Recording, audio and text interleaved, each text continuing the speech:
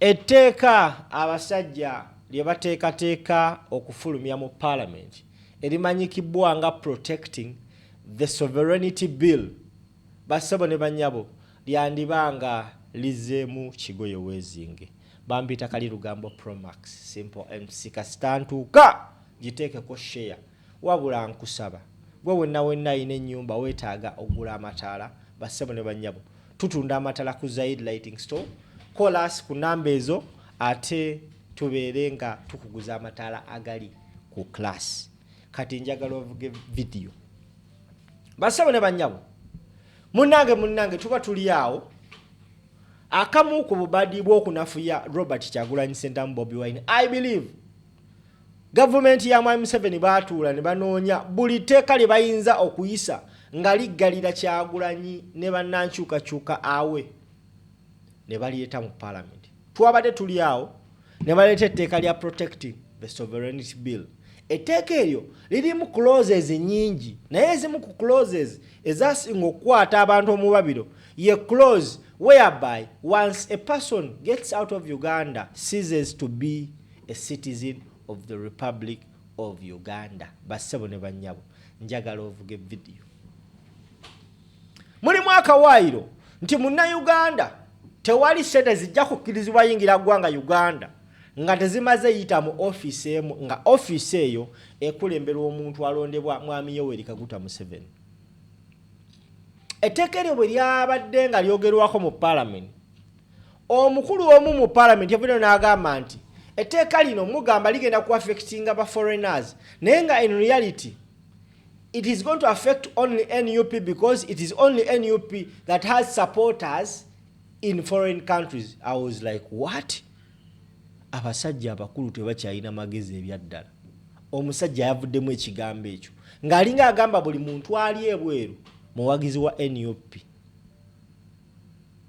Kyekyo Bobi Wine yabagamba nti ojja kubeerayo ng'osirisa ogambe nti ebya NUP tebinkwatako ebyenkyukakyuka tebinkwatako naye kijja kukwatako somehow. Nawo baleeta etteeka erikugira omuntu okubeera n'eddembe okuba munna-Uganda ng'ali bweru. It is also affecting each and every person. Now, lwaki ngambye etteeka lizeemu kigoye weezinge envuga video. World Bank Group evuddeyo negamba etteeka lino tetulitegeera mulamwa gwalyo. Etteeka lino lirabika liryolekedde okusannyalaza enkola yaffe.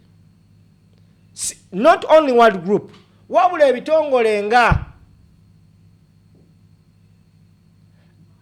IBRD ekimanyikibwa nga the International Bank of Reconstruction and Development, ekitongole nga International Development Association, ekitongole nga International Finance Corporation, ekitongole nga the Multilateral Investment Guarantee Agency, ekitongole nga International Center for Settlement of Investment Disputes, ekitongole nga World Bank Group, together byegasse wamu ne bigamba nti etteeka lino akabadi ke liriko kalala nnyo wabula sika kubanga kalungamya eggwanga. Era mu kiwandiiko kye bawandiise bategeezezza gavumenti ya Uganda ebbaluwa eno gye bawandiise bassebo ne bannyabo. World Bank Group yagiwandiika ennaku z'omwezi nga 26 omwezi gwe tulimu 23 rather omwezi gwe tulimu, era n'egiwandiikira Office of the Clerk to Parliament. Yamuwandiikidde ebbaluwa eno nga eteekamu ensonga zaayo ze balowooza nti mu butuufu etteeka lino lyeka lina motives endala. Of course munna-Uganda akitegeera bulungi nnyo etteeka lino erya protecting the sovereignty bill liayinga National Unity Platform. Lwaki? Bassebo ne bannyabo na buli kati Museveni alabika akyewuunyiza ddala support Kyagulanyi Ssentamu Robert Bobi Wine jazze ng'afuna mu bantu abava ebweru. Lwaki? Abasajja bakikola kagenderere. Njagala ompulirize wano. abasajja bakikola kagenderere okumma national platform sente we twali tugenda mu kulonda NUP ng'ekibiina eky'ebyobufuzi ekiina ababaka mu parliament mu ssemateeka y'eggwanga Uganda balina okuba nga bafuna ssente eziri within the law, within the constitution of the Republic of Uganda. NUP erina ofuna ssente okusinziira ku nnamba y'ababaka balina mu parliament balina okuba nga bafuna ssente ng'ekitebe ng'ekibiina bazikozesa okulwaninga ekibiina day to day duties of the party. Abasajja bakizuula nti wabawa ssente NUP ezikozesa bulungi okukola omulimu bannayuganda gwe bagisuubiramu. For example, NUP yaweebwa ssente omwaka ekisanja ekyaggwa n'ezimba ekitebe ekyo kyalumya abantu bangi. NUP ezimba ebitebe ebirala abasajja bagamba tulina okukyusa ensonga eno, obusajja tugenda buwa ssente obusajja butujjeko. Bobi Wine lumi yagamba nti I'm going to run the most expensive campaign using Museveni's funds. It was a statement made by Bobi Wine. Abasinga tetwagitegeera bulungi naye yali ategeeza ekyo nti ssente newankubadde nga z'Abannayuganda Museveni z'asayininga baziwe NUP ze bagenda okukozesa okumuggyako. Museveni yagamba kino akasajja agenda kunzijjako bannaye. Order yafuluma obutawa NUP ssente. It was purposely. They meant it to cripple emirimu gya NUP. Mu kaseera akali akazibu nga Bobi Wine agenda mu campaign z'akalulu ka 2026 baagaana okuwa NUP ssente na buli kati ssente zaagaanibwa okuleetebwa. Ne bwe bateekawo akakwakulizo nti ofuna ssente zino olina kuyingira iPod, NUP yasayininga MOU, Memorandum of Understanding, nabo babawe ssente. Abasajja bagamba bakomba kwerima. Tebajo entugamba abasajja NUP bagiranga ki sempijja bagiranga ki.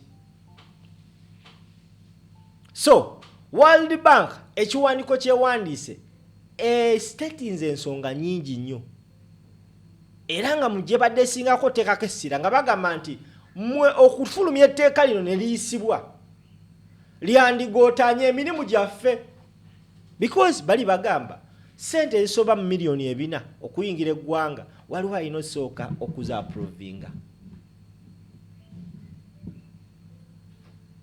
Obusuuba bayita obutiitiizi bassemu ne bannyabo. Obusuuba bayita obutiitiizi.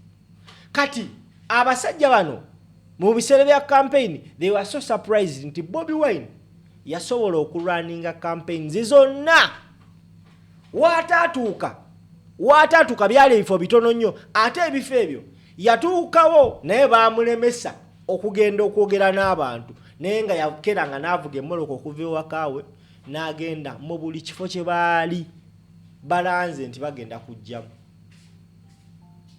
Yasobola okwata Abannayuganda ba polling agents mu almost all of the part of Uganda okumaninga akaluluke, ate nga it was all money. Naye nga abasajja beebuuza omusajja Kyagulanyi ssente yazijjawa? Assets ze zonna teyazitunda. Bassebo ne bannyabo bakizuula later on nti akasajja ssente abasajja abawangaalira mu mawanga ag'ebweru be bamuwanga ssente. Bannayuganda baasonda ssente. Bannayuganda ebweru baasonda ssente okulaba nga Bobi Wine akola buli kisoboka okulya akalulu. So kino ekintu kyatiisa omusajja kyovolaba nti olwamala weebati okwewaŋŋamya ne beerangirira etteeka lyalumirawo eswi. Etteeka lyalumirawo ng'agamba ow'ebbanga otamwemukira biyinza okwonooneka era etteeka litandise ofuluma. It is protecting them, not protecting the sovereignty, protecting them from what will come. Naye nga mu bitandisa okufuluma abasajja ebitongole eby'amaanyi nga World Bank groups egambye etteeka lino ekimu ku byendowooza nti twandibanga tufunawo enkyukakyuka mu nsonga zino. Akategedde vuga video bampita simple. Zaid Lighting Store tulina amatala muje mutuwagire mbalinzi.